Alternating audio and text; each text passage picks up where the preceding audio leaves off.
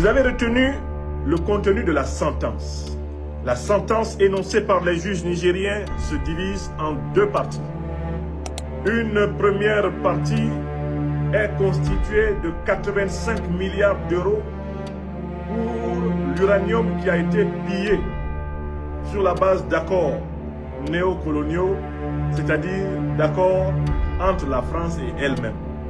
Il y a 20 milliards d'euros qui sont requis par les juges pour payer les dommages et intérêts du fait de ce pillage.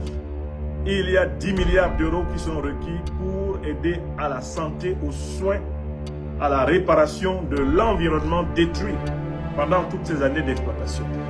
Et la sentence est assortie de la nationalisation de tous les actifs de la France, de l'Angleterre et de l'Allemagne sur le sol nigérien. C'est-à-dire que le Niger commence à se rembourser directement en confisquant tout ce qui appartient à ces trois pays sur son sol.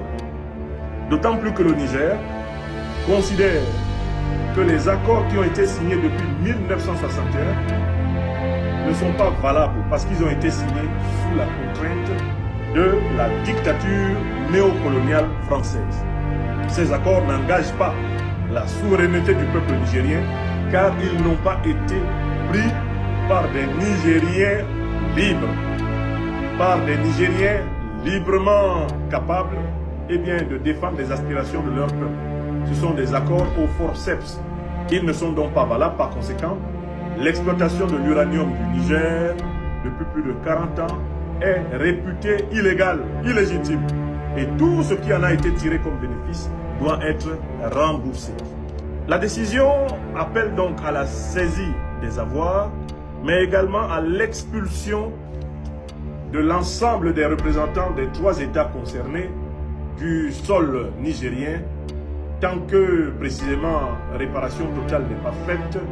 La décision s'assortit de l'impossibilité d'un quelconque recours.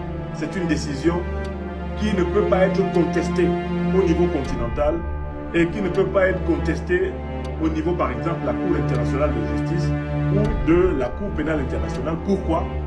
Parce qu'elle relève de la souveraineté retrouvée de la patrie de Sahraoui Niamey, le Niger.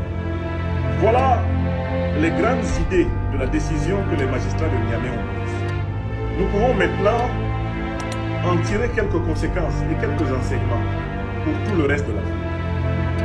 Le premier enseignement, c'est l'enseignement du courage de la justice. Le courage de la justice.